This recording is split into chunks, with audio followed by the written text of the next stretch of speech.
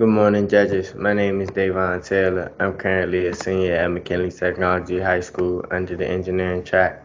I work with a group of four, and we're currently building a project. It's called the Seaglide, and we're here to present you our project. It's called the Seaglide with pressure and with temperature and pressure sensors. How y'all doing? My name is Reggie Grant. I'm a McKinley Tech senior, and I'm one of the four from Group 1 in the Seaglide project. So coming in, my first role was the research role. So basically, I had to research what my team and I wanted to measure, and we came up with a decision to measure temperature.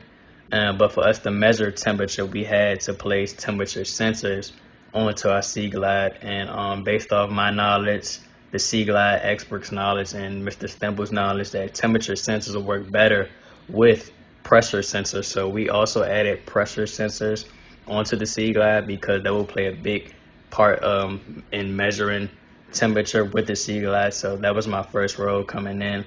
I currently have the document role, so basically I just make sure the team is counted for, jotting down meeting notes and dates and things like that, and also new objectives that my team and I can complete throughout the whole project. So yeah. Hello, my name is Martin Johnson. I go to McKinley Technology High School.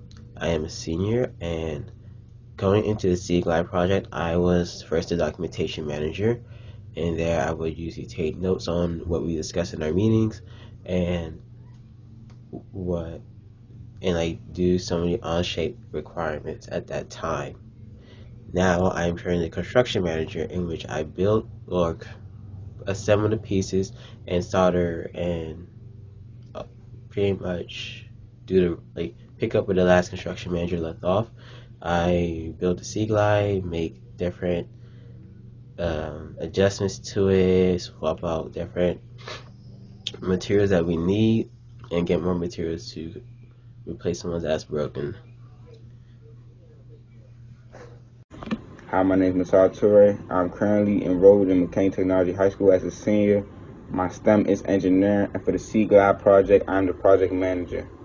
Project management is basically you make sure everything functions by assigning tasks for other people in their role, and also making their tasks are done on time.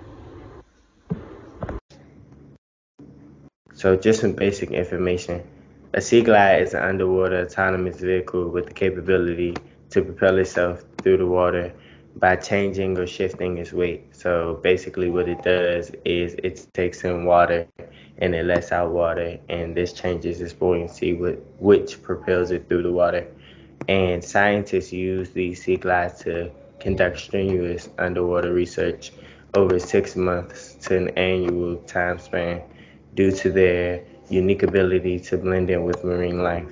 So a lot of researchers use these sea glides to conduct research just because they're very they have a unique ability to like camouflage and blend in with other animals and fish, and so they remain unbothered. Okay, so sensor research, temperature and pressure. We as a team wanted a sea glide that can take the temperature of the water through its various depths. We asked the question, what data would be most beneficial to measure, and found that 5 different articles highlighted the importance of depth in relation to marine life expectancy.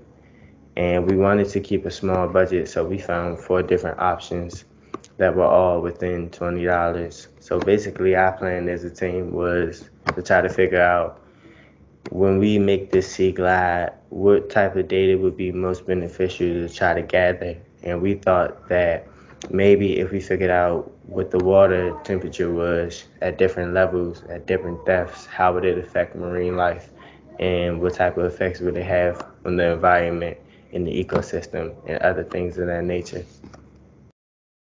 And so these are our sensor types. On the left side, we have the pressure sensor with this breakout board, and these are just some pictures that you can see. And then on the right here, we have the temperature sensor. It's a TMP 102, and these are just pictures of the front and the back of the breakout board.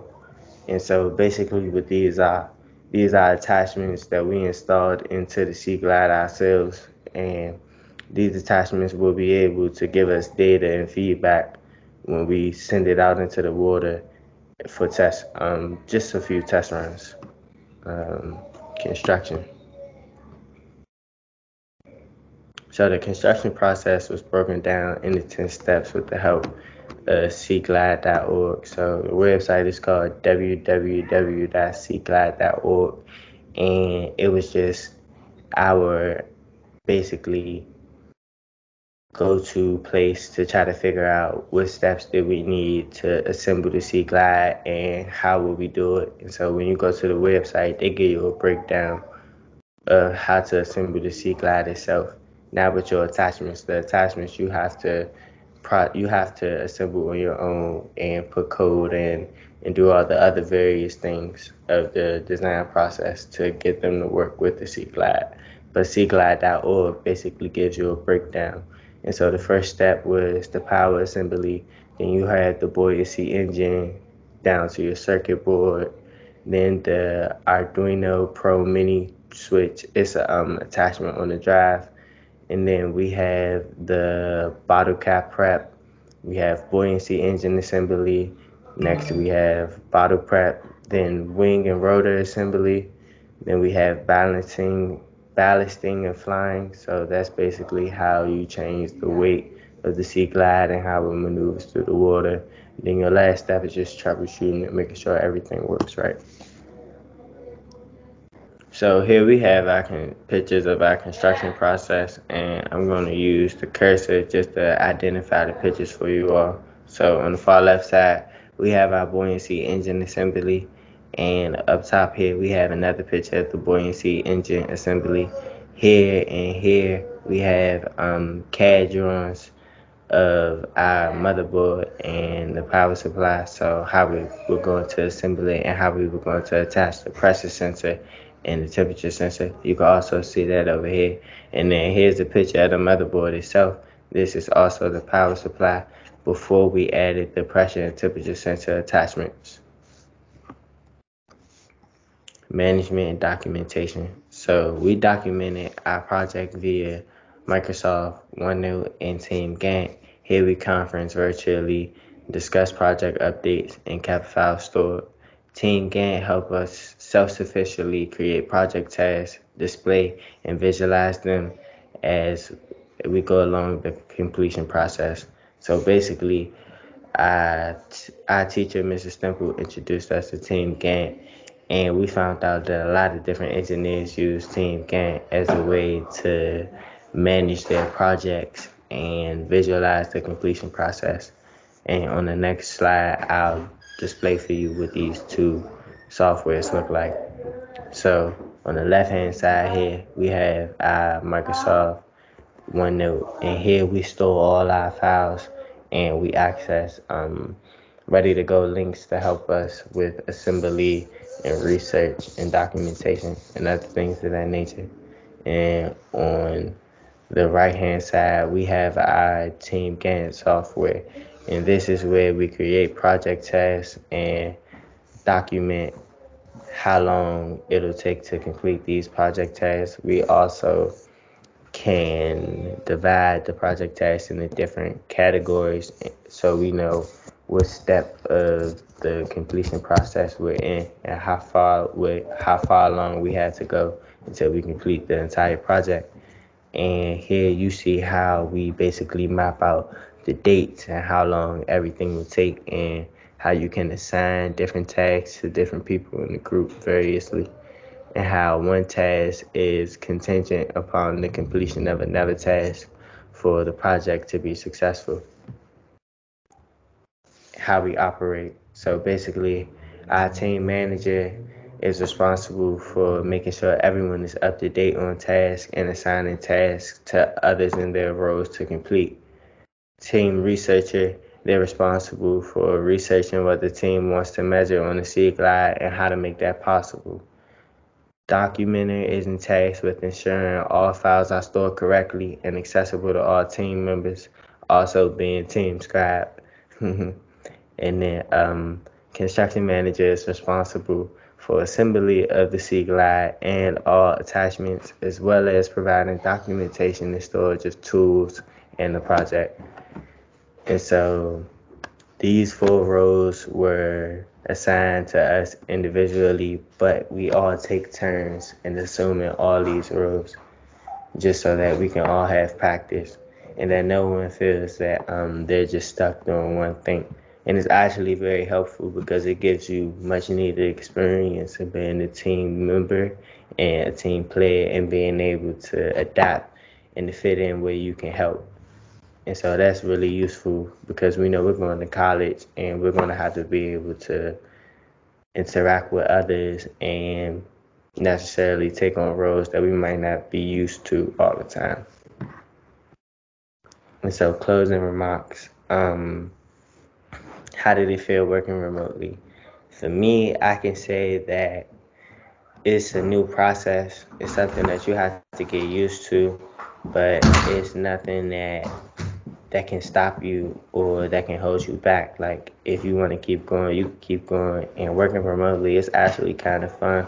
You just got to be able to be responsible and keep up with your part of the project. And what did I learn from this project? From this project, I learned that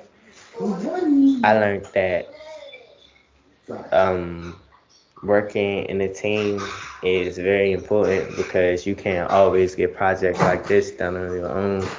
And being virtual and working in this project, it's just like it teaches you how to be self-sufficient and how to be reliant upon yourself and learn how to speak up for yourself and advocate when you need help, and also be there to help others and learn different avenues of helping others.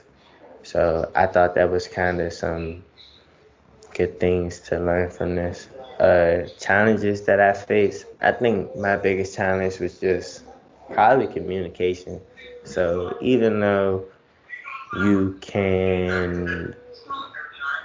have all the resources you need to communicate, sometimes you have to give yourself that extra oomph in the morning and be like, hey, let me get up and make sure I talk to my team members and make sure everyone is on task, or let me make sure I'm letting them know how far I got along.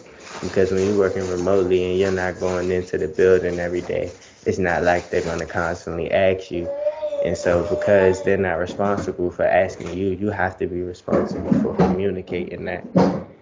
And I honestly think that's just my biggest takeaway. It's just learning to communicate and communicate more effectively. Because when you communicate effectively, it's easier to get projects like this done.